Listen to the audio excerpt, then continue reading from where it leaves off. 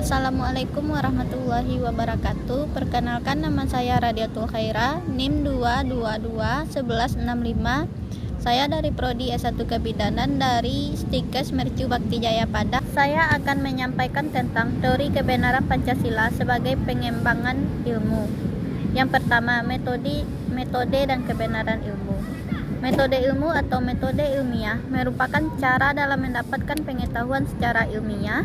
Dengan kata lain, pengetahuan yang diperoleh dengan menggunakan metode ilmiah, kebenaran dalam ilmu atau kebenarannya yang bersifat objektif. Maksudnya adalah betul-betul yang didukung oleh fakta dan kenyataan. Kebenaran ilmu karena merupakan kesepakatan.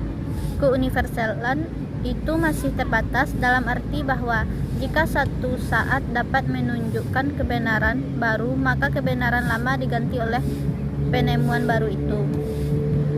2. Pancasila sebagai sistem ilmiah dan sebagai sistem filsafat.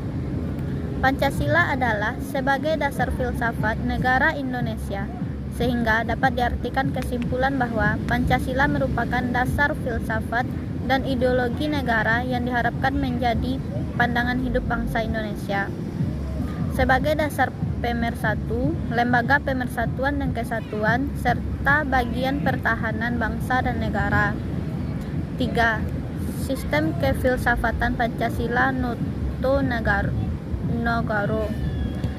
Menurut Noto Negoro, Pancasila adalah dasar filsafat negara Indonesia, sehingga dapat diambil kesimpulan bahwa Pancasila merupakan dasar filsafat dan ideologi negara yang diharapkan menjadi pandangan hidup bangsa Indonesia sebagai pemersatu, lambang pemersatuan dan kesatuan, serta sebagai pertahanan bangsa dan negara. 4. Teori kebenaran Pancasila. Teori kebenaran Pancasila menghendaki bahwa kebenaran ilmiah itu sekaligus memenuhi kebenaran koherensi, korespondensi, dan pragmatik. Ketiga hal tersebut secara simultan saling melengkapi dalam kerja ilmiah, artinya tidak menonjolkan atau mementingkan salah satunya. Adapun beberapa contoh Pancasila sebagai dasar ilmu pengetahuan. Yang pertama, percaya dan takwa kepada Tuhan Yang Maha Esa sesuai kepercayaan dan agama masing-masing.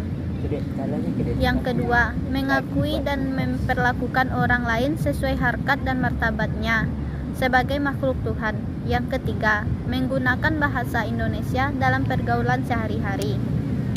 Baiklah, kesimpulannya yaitu ilmu dengan metode ilmiahnya bertujuan untuk mencapai kebenaran karena yang berilmu itu manusia. Maka kebenaran semata-mata tidak hanya murni memenuhi kriteria koherensi, korespondensi, dedukasi, induksi, pemikiran rasional empiris saja, tetapi kebenaran juga harus dikembalikan pada manusianya. Pengembangan ilmu di Indonesia juga harus dikembalikan pada manusia Indonesia. Jadi di diri bangsa Indonesia, teori kebenaran Pancasila menghendaki bahwa kebenaran ilmiah itu sekaligus memenuhi kebenaran koherensi, korespondensi, dan pragmatik. Ketiga hal tersebut secara simultan saling melengkapi dalam kerja ilmiah, artinya tidak menonjolkan atas mementingkan salah satunya.